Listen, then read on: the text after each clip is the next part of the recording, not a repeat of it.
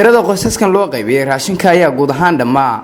150 qoys oo ku nool degmada Carmo ee gobolka Bari kuwaas oo la soo gaarsiiyay raashin ka yimi ururka dibadhiska Soomaaliya oo fadhigiisu yahay wadanka Jarmalka xasan maxamuud yuusuf oo wakiil uga ahaa ururka dibadhiska Soomaaliya raashinkan maanta la soo gaarsiiyay magaalada Carmo ayaa sheegay in raashinkan ay u qaybiyeen qoysaskii loogu talagalay inay ka faa'iideystaan ururka dibadhiska Soomaaliya ee Somali Rebuild inaanu soo gaarsiinay dadka degan aaga Carmo fidridii inta badan ay ururka ugu deeqi jiray aagan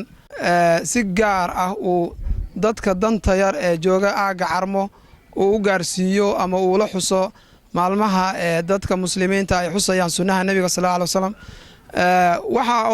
waxaad aragtaan oo raashinana waa fidridii iyaga ku waajibtay oo ay soo ururiyeen isku soo dardareen kadibna ay u soo direen dadyogooda walaalaha muslimiinta ee Carmo ku nool dadkaas waa dad dhulkaas Jarmalka iyo degan waxay ka soo codsanayeen dadka marka in ay u soo duceeyaan waxayna runtii aad iyo aad diyaar ugu yihiin mar walba barnaamijyada noocan oo kala ah in ay sii dardargeliyaan isla markaasna ay wax taraan waxay awoodi karaan dadka tabarta daran ee magaalada Carmo jooga ka urur ahaan waxaanu aad uga shaqeynaa degmada Carmo ama aaga Carmo iyo tuulooyinka hoos timaado waxaanu ka qabanaa barnaamijyo badan oo ay ka mid tahay barnaamijkan maanta u joogno oo uu insha Allah hadii la yiraahdo ku xigi doono hadii aan barnaamijyo kale ka soo horeyn barnaamijkii udxiyada iyo ariga iyo hilibkii iyaduna sunnaha ahayd qaar ka mid ah dadweynaha ku nool degmada Carmo oo ka faa'iideystay raashinka loogu talagalay sakaawa fitriga iyo culimada ayaa sheegay in raashinkan uu yimi xilli baahi weyn loo qabay loona qaybiyay dadkii u mudnaa waa boqolaal qoys ashxaas hadii la dhahana waa kumanaan shakhsi sida daraadeed waxaan codsi u jeedinaynaa hay'adda inay laba laabto ama saddex laabto ama afar laabto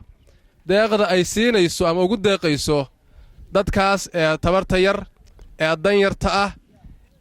maxaan ku iraha mudan runtii in la gargaaro oo gacan la siiyo insha Allah waxaan rajaynaynaa sanadaha soo socda inay wax qabadkooda iyo deeqdoodu intaanay ka badnaan doonto intaas ayaan iyagana u jeedin lahaa innaga waxaan oran lahaa Ilaahay subxaanahu wa ta'aala aynu barino inuu maaragtay risq waasac ayna siiyo Ilaahay isaga inoo sheegayo wuxuu yiri in tattaqullaha yaj'al lakum furqaanan wa yukaffir ankum sayyi'aatikum haddaad alle ka baqdaan Ilaahay subxaanahu wa ta'aala dambiyaalkiinu dhaafaya risqa waaladiin waasicinaya yursilis samaa calaykum midraaran wa yumdidkum bi amwaalin wa baniina cabsida alle waxa lagu helaa waxan meel laga waxaanu isugu nimay meeshan maantay oo qoraxda dad dan yara oo magaaladaas laga soo qoray xoogaadaas fitriga in la siiyo ayaanu isugu nimi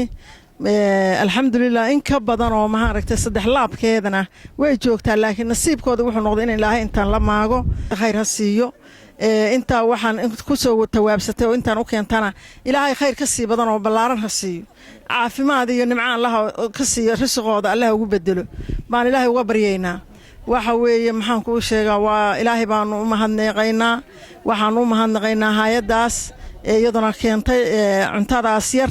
oo dadka ku tawaabsatay Ilaahay baan u baryeynaa raxmad khayr qabta iyo mid kale oo ka sii badan inuu nasiib Maxamed Xasan warbaahinta dawladda Puntland magaalada Boosaaso ee gobolka Bari